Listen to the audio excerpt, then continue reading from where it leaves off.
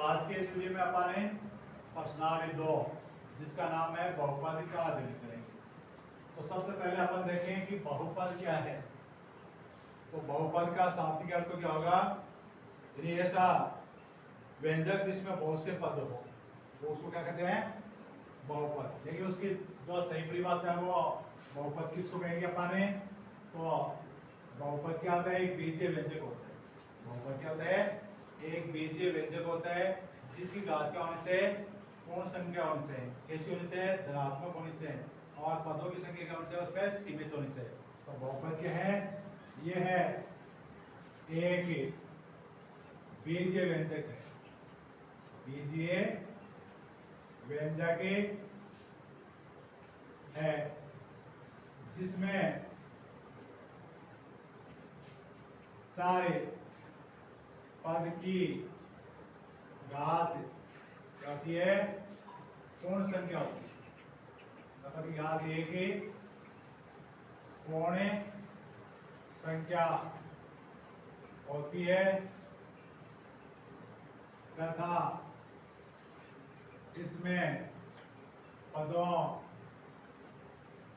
की संख्या निश्चित होती है, पदों की संख्या निश्चित होती है।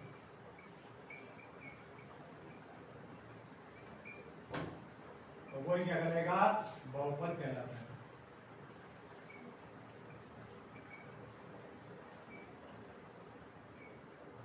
तो शाब्दिक अर्थ क्या बता दिया, जिसे बीजीय व्यंजक में अनेक पदों को बहुपद हो सकता है। लेकिन पूर्ण जो परिभाषा आप क्या दोगे कि यह एक बीजीय व्यंजक है। क्या होता है कि बहुपद वो एक बीजीय व्यंजक होता है। बीजीय व्यंजक का मतलब जिसमें चर और अचर है वो जोड़ बाकी गुणा भाग के संयोजन से बनते हो। बीजीय व्यंजक अपन छोटी क्लास में पढ़ा है कि बीजीय व्यंजक क्या होता है। तो बीजीय व्यंजक किसको कहते हैं, इन्हीं चर और अचरों को जोड़ बाकी गुणा भाग के संयोजन के रूप में जो लिखते हैं वो बीजीय व्यंजक कहलाता है। तो अब अपन जो बहुपद है वो बहुपद क्या है कि बीजीय व्यंजक है। अब उसमें जो चर पद होते हैं, दो होते हैं, एक चर होता है एक अचर होता है। तो जो चर पद होता है उसी घात पूर्ण संख्या मतलब ये होगी उसकी 0 1 2 3 4 ये होंगी। यानी एक तो माइनस की नहीं होंगी, जैसे -1 -2 -3 ये इसके भिन्न के रूप में नहीं, जैसे 3/4 के 1/2 2 के 7/5 ऐसे नहीं होंगी। तो ये क्या है, परवे ये क्या है, ये जो माइनस वाली वो पूर्णांक है। तो न तो घात पूर्णांक होंगी, न परमेय होंगी और न ही अपरिमेय होंगी। नहीं क्या होंगी, सिर्फ अर्थात वास्तविक संख्या नहीं होगी। कौन सी संख्या होंगी, सिर्फ पूर्ण संख्या ही होंगी। और पूर्ण संख्या कौन सी आती है, 0 1 2 3 4 यानी पूर्ण जो घातों होंगी।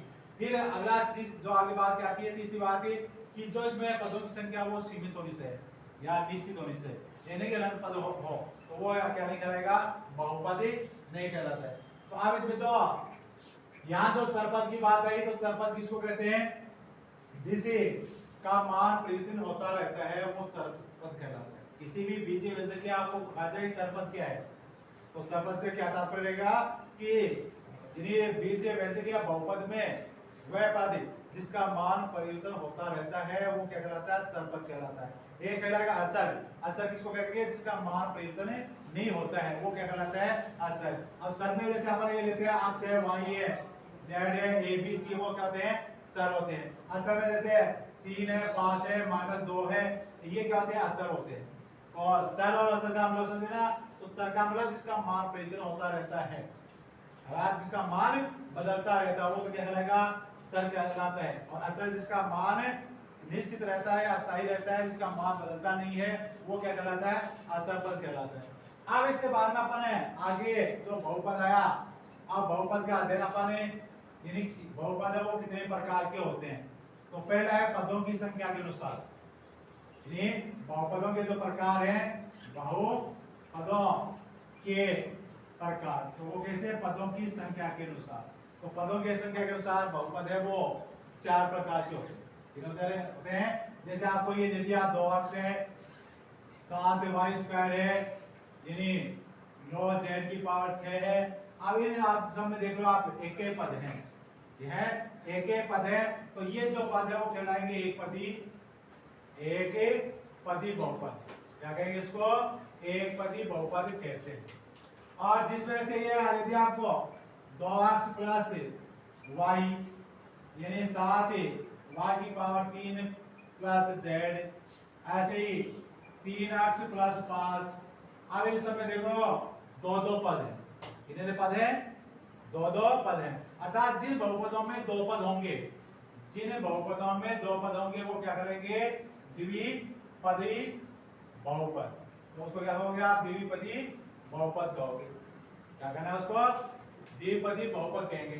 ऐसे आपको जैसे ये दे दिया 7x की पावर 3 प्लस y की पावर 2 माइनस 5z, ऐसे 3 a की पावर 7 माइनस 2b और प्लस c की यानी 5c की पावर 3। अब इन्हें दोनों में आप देख रहे हो कितने पद हैं? 3 पद हैं। 1 2 3 1 2 3, तो कितने पद हैं? ये 3 पद है। अर्थात जिस बहुपद में 3 पद हो उनको अपन क्या कहेंगे? त्रिपदी बहुपद। त्रिपदी बहुपद कहेंगे उसको। क्या कहेंगे अपन? त्रिपदी बहुपद। और ऐसे दे दिया आपको जैसे 7 a की पावर 3 प्लस 5 b की पावर 2 माइनस 4 c प्लस 7, ये दे दिया। अब इसमें क्या है? 3 से ज्यादा पद हैं। इन्हें 3 से ज्यादा पद, अर्थात जिस बहुपद में 3 से ज्यादा पद होंगे उसमें यानी 4 हो 5 हो 6 हो, तो उनमें उनको अपन क्या कहेंगे? बहुपदी बहुपद। तो उसका क्या नाम दोगे आप? बहुपदी बहुपद। तो इस प्रकार से आपको ये ध्यान रखना है कि पदों की संख्या के अनुसार यानी बहुपद कितने प्रकार के होते हैं। तो पदों की संख्या के अनुसार बहुपद कितने प्रकार के होते हैं? 4 प्रकार के होंगे। एक पदी बहुपद, द्विपदी बहुपद, त्रिपदी बहुपद और बहुपदी बहुपद। अब ये पदों के मतलब समझो आप, यानी कोई भी जो आपको चर है और अचर है उनको जोड़ और बाकी से जितने उसमें चिन्ह लगे हुए हैं उससे एक ज्यादा। जैसे यहाँ आप देख रहे हो कि जोड़ बाकी चिन्ह है ही नहीं है ना, तो वो एक पदी कराएंगे। इसमें आप देख रहे हो जोड़ का चिन्ह है, इसमें जोड़ का है। अब अगर यहाँ जैसे माइनस का हो, जैसे यहाँ माइनस का कर दिया, अब ये माइनस का है, तो अब इनमें एक ही चिन्ह है, तो इसका मतलब ये दो पदी है। और इसमें देख रहे हो आपको दो दो चिन्ह है, तो ये कितने हो गए? त्रिपदी है। इसमें 3 चिन्ह है, तो ये क्या हो गया? बहुपदी। या 3 से ज्यादा पदों वाला क्या कहलाता है? बहुपदी। अब ऐसे 5 होगा तो उसमें 6 पद होंगे, 6 यानी 5 चिन्ह होंगे तो उसमें 6 पद होंगे। अतः ऐसे पदों की संख्या आप कैसे गिनोगे? जिन्हें जोड़ और बाकी चिन्ह के अनुसार गिनोगे। जैसे यहाँ 1 है, 2 है, 3 है, 4। तो अब आपको यहाँ पूछा जाए कि ये कितने पदों वाला बहुपद है, तो ये 4 पदों वाला बहुपद है। अब ये कितने पदों वाला बहुपद है? तो ये 3 पदों वाला बहुपद है। अब उसके बाद में दूसरा आता है घात के अनुसार बहुपदों के प्रकार। घात के अनुसार यानी बहुपद का प्रकार। अब उसमें जैसे आप करोगे, ये आपको लिख दिया 2x की पावर 0, या इस बात को कैसे लिख सकते हैं मैंने? 2।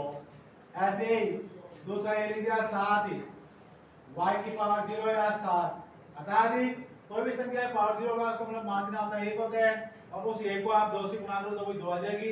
अतः यहाँ जैसे देख आप 2 है या कितने है? 7 है। ऐसी कोई भी अचर संख्या है, कोई भी अचर संख्या है, उस बहुपद का घात के अनुसार नाम क्या दोगे यहाँ पे? शून्य घाती बहुपद। शून्य घाती बहुपद या शून्य घात वाला बहुपद, शून्य घाती बहुपद। अर्थात जिसमें चर है उसकी घात शून्य हो, अर्थात चर आपको दिखाई नहीं दे रहा है, और दिखाई कब नहीं देगा? जब उसकी घात शून्य होगी तब वो दिखाई नहीं देता है। और क्यों नहीं देता है? क्योंकि कोई भी संख्या पावर 0 होती है, उसका मान 1 होता है, वो उससे गुणा होगा तो वो संख्या आ जाएगी। जैसे अपन यानी पीछे वाले प्रश्न में 1 की पावर 0 मान पड़ा था, 1 की पावर 0 मान जाता है 1 होता है, तो उसके अनुसार अपन करेंगे।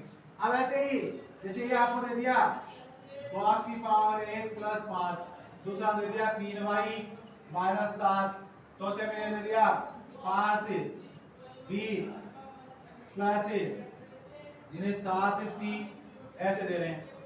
तो अब आप देख रहे हो इसमें यानी जो भी चर है उनकी घात एक ही दे रखी है। यहाँ आप लिया तो यहाँ एक ही घात है उसकी, यहाँ घात पर लिखी उसका मतलब होता है 1 होता है।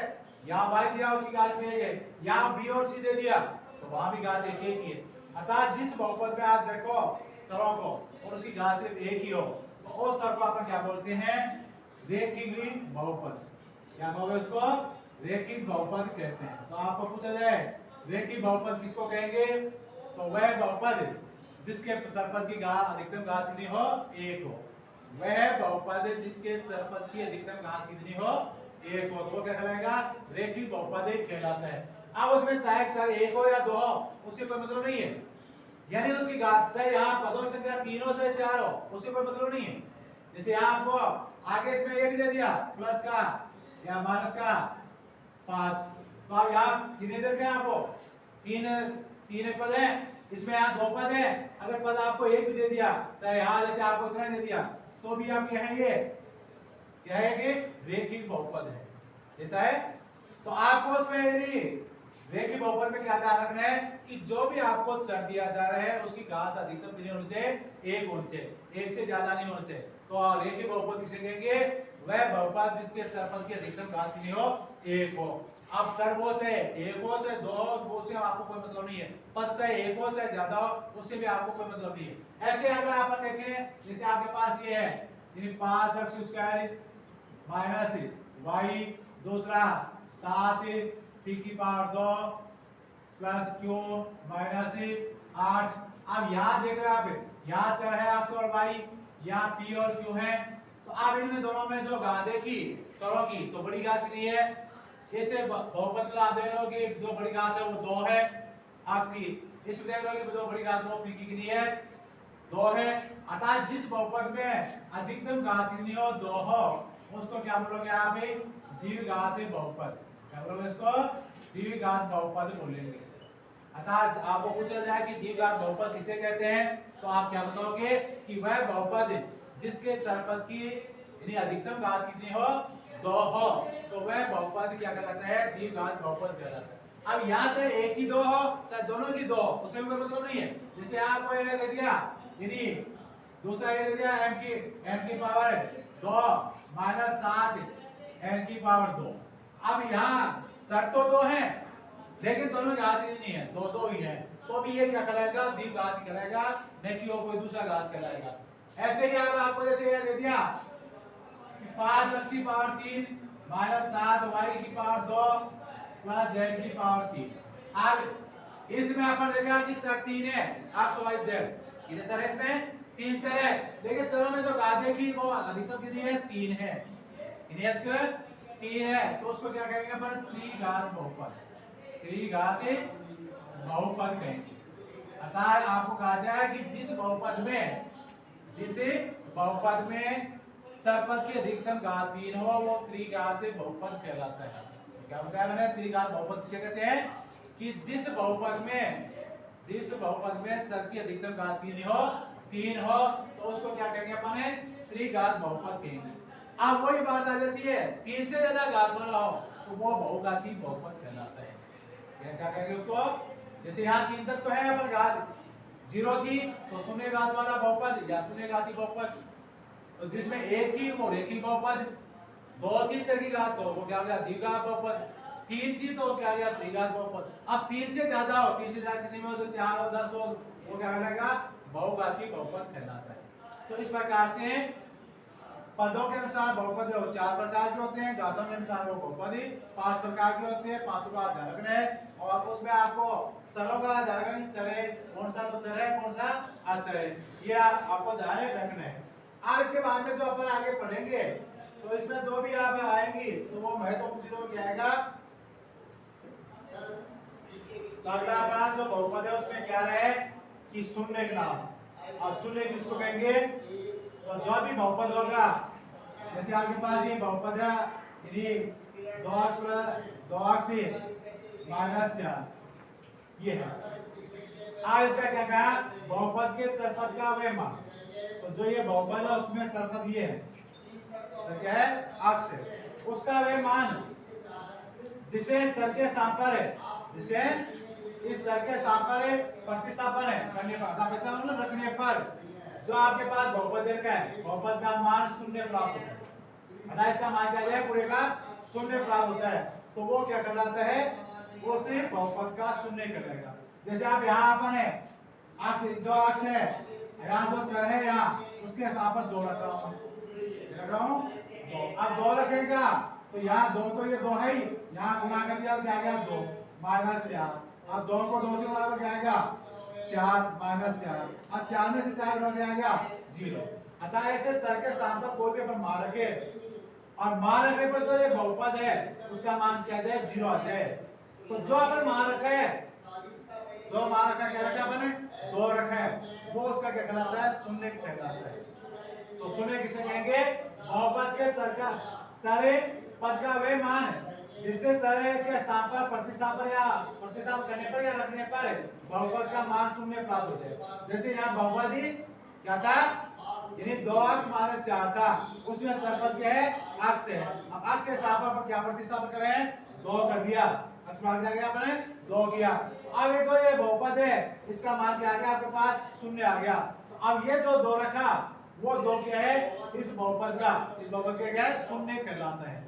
अर्थात शून्य का सीधा सा लगाया जाए क्या कहे कि जो बहुपद है तो हमारी बात क्या बात चल रही थी शून्य। तो शून्य किसको कहेंगे कि चर पद के स्थान पर कोई भी मान रखेंगे और उससे क्या आ जाएगा बहुपद का मान 0 आ जाएगा। तो वो चर का जो मान अपन रखेंगे, चर का जो मान रखेंगे वो उस बहुपद का क्या कहलाएगा शून्य कहलाएगा। अब आपको कई बार ये भी प्रश्न पूछेंगे कि किसी बहुपद के कितने शून्य हो सकते हैं, किसी बहुपद के कितने शून्य हो सकते हैं, कितने शून्य आएंगे। तो जितने उस बहुपद में चर की घात होंगी, जितने उस बहुपद में चर की घात होंगी उतने उसके शून्य हो सकते हैं। जैसे यहाँ देखो कि चर की घात 1 है, अगर इस बात पर ऐसे लिख दिया 3x स्क्वायर माइनस 5 या 5x प्लस 2। अब आपको पता चला इसकी चर पद के कितने शून्य हो सकते हैं। तो अब इसमें में जो भी चर है उसकी घात देखो कितनी है, तो उसकी घात यहाँ 2 है यहाँ 1 है, तो कौन सी मानी जाएगी 2 वाली मानी जाएगी। तो 2 घात है तो इसके ऐसे जो अपन शून्य आए हैं एक है ना, ऐसे इसमें कितने मानों के आ सकते हैं 2 मानों के आ सकते हैं। अतः कहने का मेरा तात्पर्य यही है कि किसी बहुपद में जितने चर की घात होती हैं उतने उसके शून्य हो सकते हैं। तो यहाँ घात चर की लिए 2 है तो इसके 2 शून्य होंगे, 2 शून्य हो सकते हैं। ऐसे आपको जैसे ये दे दिया 4x की पावर 3 माइनस 5 x प्लस 7 ये दे दिया। अब इसमें कोई चर की घात देखिए कितनी है, जितना में 3 है तो इसके 3 शून्य हो सकते हैं। ऐसे अगर यहाँ 5 आ गए तो उसके 5 शून्य हो सकते हैं। अतः कि कोई भी बहुपद में चर की जितनी घात होंगी उतने उसके क्या होंगे शून्य भी होंगे। तो आपसे पूछा ये जाएगा कि जैसे आपको एक बहुपद दे दिया अब उसके बारे में बोला जाएगा इसका इसकी घात इस चर की कितने शून्य होंगे। तो आप सबसे पहले आप उस चर की क्या देखनी है घात देखनी है। घात अगर 1 आ रही तो 1 शून्य होगा, घात 2 आ रही तो 2 शून्य हो सकते हैं, घात 3 आ रही तो 3 शून्य हो सकते हैं, घात 4 का है तो 4 शून्य हो सकते हैं, 5 का तो 5 शून्य के हो सकते हैं। अर्थात कहने का तात्पर्य ये है किसी बहुपद के जितनी घात चर की जितनी घात होती है उस बहुपद के उतने शून्य हो सकते हैं। अब इसके बारे में अपन पढ़ेंगे जो हमारे पास है जो ये बहुपद है उनको अपन हल करने के जो अर्थात के टुकड़े करेंगे या उसको गुणनफल करने के क्या क्या तरीके हैं और उन तरीकों में अपन कुछ तो 8वीं क्लास पढ़ चुके हैं और कुछ अब यहाँ 9वीं क्लास में और अधिक पढ़ेंगे। तो आगे अपन जो बहुपद पढ़ेंगे उस बहुपद में जो सर्व समीकरण हमारे आएंगी तो वो सर्व समीकरण कितनी है 10 है, कितनी है 10 है। उनमें जो 4 का अध्ययन अपन 8वीं क्लास में कर चुके हैं। तो पहली सर्व समीकरण क्या है a प्लस b की पावर 2, उसका मान क्या होगा a की power 2 plus 2ab plus b की पावर 2। अतः आपको दो तरीके से पूछे या तो इसका मान पूछे या कहेगा a प्लस b की पावर 2 का मान कितना है या कहेगा a plus b into a plus b का मान कितना होगा। अतः a प्लस b की पावर 2 या a plus b into a plus b का गुणनफल कितना होगा, तो ये उसका गुणनफल है। ऐसे आप दूसरा a माइनस b की पावर 2 का मान क्या होगा या a minus b into a minus b का गुणनफल कितना होगा, तो उसका गुणनफल कितना होगा a की power 2 minus 2ab plus b की पावर 2। ऐसे आपको पूछा जाएगा a plus b into a minus b, यहाँ देख रहा आप समान थे यहाँ वो अलग अलग हो गई हैं तो उनका गुणनफल क्या होगा, उनका गुणनफल क्या होगा a की पावर 2 माइनस b की पावर 2। ऐसे आपको यहाँ से पूछा है x plus a into x plus b का गुणनफल क्या होगा, तो x की power 2 plus a plus b into x plus a गुणा b। तो ये सारा जो आप चारों देखे वो क्या है इन संख्याओं के गुणनफल है। है गुणनफल है। वही अपन बढ़ा इस साइड का ये देखें तो ये इसके गुणनखंड है। तो जब आपको इनका गुणनफल पूछा जाता तो ये होता है, और इनका देखा आपको पूछा जाए गुणनखंड क्या होगा तो इस साइड वाला होगा। ऐसे यहाँ जो अगली साइड में दिया हुआ तो गुणनफल है, इस साइड में वो क्या है गुणनखंड है। अर्थात जो हमारा बायां पक्ष है, जो बायां पक्ष है उसमें क्या है इन्हें गुणनखंड है, और जो दाहिना पक्ष है उसमें जो इसमें मान दिया गया है वो क्या है गुणनफल है। तो ऐसे यहाँ देखोगे आप पांचवें में a प्लस बी की पावर 3 इसका गुणनफल बताइए तो वो क्या होगा a की पावर 3 प्लस 3 गुणा a की पावर 2 गुणा b प्लस 3 गुणा a गुणा b की पावर 2 प्लस b की पावर 3। अब इसका आपको गुणनखंड पूछा जाए तो ये इसका गुणनखंड है। ऐसे भाग में a माइनस b की पावर 3 a माइनस b की पावर 3 का गुणनफल बताइए तो a की पावर 3 माइनस 3 गुणा a की पावर 2 गुणा b प्लस 3 गुणा a गुणा b की पावर 2 माइनस b की पावर 3। अब ये यहाँ जो पहला था उसमें दो दो पद है, अब की बात अगर वो दो दो पद ना होकर तीन पद है वो प्लस में है तो अब उसका गुणनफल क्या होगा a की पावर 2 प्लस b की पावर 2 प्लस c की power 2 plus 2ab plus 2bc plus 2ac। अगर यहाँ तक ही रहा तो हमारे पास क्या था ये 2a थे ये था। अब ये c आने पर यहाँ कितने पद बढ़ गए 3 पद और बढ़ गए इसमें। अब ऐसे आज का अगर आपके पास ऐसे हो गुणनफल है ये वही है, इसमें क्या है इसका ये क्या है गुणनफल है। ऐसे अब इसका गुणनफल है a प्लस b की power a plus b into a की power 2 minus b ab plus b की पावर 2 बराबर क्या होता है a की पावर 3 प्लस b की पावर 3। अर्थात इसका गुणनफल तो ये है। अब आपको पूछा इसके गुणनखंड बताइए तो इनका ये गुणनखंड है, ठीक है गुणनखंड। ऐसे ही a minus b into a की power 2 plus ab plus b की पावर 2 का गुणनफल बताइए तो गुणनफल क्या होगा a की पावर 3 माइनस b की पावर 3। अब वो इसका पूछेगा कि इसका क्या है गुणनखंड बताइए तो ये जो है वो कैसी है गुणनखंड है, क्या है गुणनखंड है। अब ऐसे ही यहाँ जो दोनों आपको दे गए a plus b plus c into a की पावर 2 प्लस b की पावर 2 प्लस c की power 2 minus ab minus bc minus ac का गुणनफल बताइए तो वो गुणनफल क्या आता है a की पावर 3 प्लस b की पावर 3 प्लस c की पावर 3 माइनस 3abc। अब यहाँ से पूछा जाए कि इनका गुणनखंड बताइए तो जो इस साइड में लिखा हुआ क्या है इसका गुणनखंड है। तो जो दाहिने पक्ष में वो तो क्या है गुणनखंड है और बाएं पक्ष में क्या है गुणनफल है। अब आपको दोनों ही साइड से पूछा जाएगा तो ये जो 10 सूत्र के वो 10 याद करने हैं। अब ये 10 से ये एक और बनता है क्योंकि यहाँ जो आपको देख रहे हैं ना ये a plus b plus c है, अगर ये 0 होता है जैसा ये 0 होता है तब a की पावर 3 प्लस b की पावर 3 प्लस c की पावर 3 का मान क्या होता है 3abc होता है। अर्थात तीनों की घातों का मान अगर तीन चर है और तीनों की घात नहीं है घन है तो उनका जो मान होगा वो क्या होगा तीनों संख्याओं के गुणनफल का तिगुना होगा, तीनों संख्या के गुणनफल का तिगुना हो जाएगा। तो इस प्रकार से अपन सरल समीकरण याद करेंगे। अब इन्हीं सरल समीकरणों को अपन क्या करेंगे प्रयोग करते हुए इस प्रश्नावली का अध्ययन करेंगे। तो ये सारे क्या है इस प्रश्नावली के प्रमुख सूत्र और नोट्स है। समझे? अब जो हमारे आज जो प्रश्नावली की 2.1 है उस पे आपको क्या पूछा जा रहा है कि जो आपको नीचे बहुपद दिए जा रहे हैं उसमें पूछ रहा है कि कौन कौन से बहुपद है वो एक चर वाले बहुपद हैं और कौन से नहीं। तो सबसे पहले आपको बहुपद बताने के लिए उस बहुपद की परिभाषा चाहिए। तो परिभाषा क्या कहती है कि जो भी आपको चर होगा उसकी घात क्या होनी चाहिए पूर्ण संख्या होनी चाहिए, पूर्ण संख्या होनी चाहिए। और दूसरा उसमें पदों की संख्या निश्चित होनी चाहिए, पदों की संख्या क्या होनी चाहिए निश्चित होनी चाहिए। अब ऐसे ये बात इसमें पूरी हो रही है पूर्ण संख्या का मतलब हो गया क्या मतलब हो गया ये तो पूर्ण संख्या होनी चाहिए, बात दूसरी ये प्लस की होनी चाहिए। वो पूर्ण संख्या क्या होती है प्लस की मान की होती है तो वो होनी चाहिए।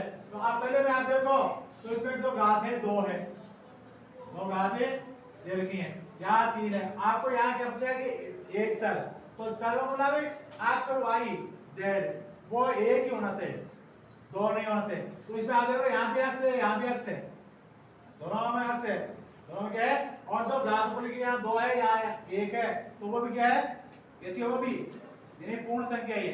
तो आप जो पहला आप लिखोगे एक सारे वाला बहुपद उसमें क्या लिखोगे ये पहला आ गया, पहला क्या है 4x² माइनस का 3x प्लस 7। आप दूसरे से इसमें देखो यहाँ जो चर है y है तो और है नहीं कोई चर है, तो एक ही चर है इसमें। जैसे इसमें कोई जेड आता है या पी आता है तो और चर होता है, ये वही एक ही चर है। तो ये भी उसकी घात जो ऑपोजिट की है वो भी कितनी है, 2 है, तो वो पूर्ण संख्या है। अब यहाँ जो है ऑपोजिट की है अपरमेय संख्या है, देखिए इससे कोई मतलब नहीं है, ये अचर पद है। इसका अचर पद वास्तविक संख्या हो सकती है, अचर पद या गुणांक वास्तविक संख्या हो सकते हैं, यहाँ भी इसके साथ में आ सकता है, लेकिन यहाँ ऊपर नहीं आएगी, ऊपर कोई भी संख्या भिन्न में नहीं आएगी, माइनस की नहीं आएगी, वो नहीं आनी चाहिए। यहाँ सामने आ सकती है, आगे आ सकती है। तो ये भी क्या है कि दूसरा, ये भी एक चर वाला क्या है, बहुपद है, तो y स्क्वायर प्लस वर्गमूल 2। अब तीसरे में ये नहीं होगा, ये एक चर वाला बहुपद नहीं है, तो एक ही चर वाला बहुपद नहीं है। अब उसमें आप देखोगे तो ये नहीं है, और साथ 3 है वर्गमूल t प्लस t वर्गमूल 2। अब वो क्यों नहीं है, तो यहाँ जो घात की है वो पूर्ण संख्या नहीं है, अतः इसकी घात कितनी है, 1/2 है, इन्हें वो घात 1/2 है। इस कारण से ये क्या है कि एक चर वाला चर तो एक है इसमें, लेकिन बहुपद नहीं है। क्यों नहीं है, कि बहुपद की घात क्या होनी चाहिए, क्या होनी चाहिए घात, यानी पूर्ण संख्या होनी चाहिए, जबकि यहाँ क्या आ गई, परमेय संख्या आ गई है, आ गई है, तो कोई परमेय संख्या आ जाए तो वो नहीं होगा। ऐसे आज में अपने आगे देखें, ये चौथा वो भी नहीं है, इसमें क्या y प्लस 2/y। अब इस 2/y को क्या करें, पर ऊपर है तो क्या हो जाएगा, y और यहाँ 2y। अब ये जो ऊपर जाएगा माइनस घात 1, नीचे से ऊपर जाएगा घात नीचे कितनी है, 1 है, नीचे तो 1 है, ऊपर जाएगा माइनस की 1 हो जाएगी। आज जो ऐसे आप इस बहुपद को देख रहे हो तो उसमें घात कितनी होगी, चर की माइनस होगी, जबकि होनी क्या चाहिए, पूर्ण संख्या होनी चाहिए, अर्थात प्लस की होनी चाहिए, 0 1 2 3 4, ये माइनस की नहीं होनी चाहिए, तो ये नहीं है। अब ये आगे वाला है, ये बहुपद है, ऊपर घात तो पूर्ण संख्या है, लेकिन एक चर नहीं, इसमें 3 चर है, 1 2 3, आप y t कितने चर हो गए, ये 3 चर है। आपको क्या पूछा था कि एक चर वाला बहुपद है या नहीं, तो अब वो आगे वो भी लिख दो, कौन सा, 5 का, तो 5 में क्या रहा है, x की पावर 10 प्लस y की पावर 3 प्लस t की पावर 50। अब घात कितनी ऊपर हो, देखिए वो प्लस की होने से है ना, एक प्लस के अनुसार तो वो है, लेकिन क्या है, चर के अनुसार इसमें कितने चर आ गए, कितने चर आ रहे हैं, 3 आ रहे हैं। और जब कौन पूछा गया था आपको कि एक चर वाला बहुपद बताइए, तो वो भी एक चर वाला बहुपद नहीं है। इस प्रकार से है, ये जो आप देखें 2 तो है, वो तो क्या है, एक चर वाले बहुपद है, 3 है, वो एक चर वाले बहुपद नहीं है।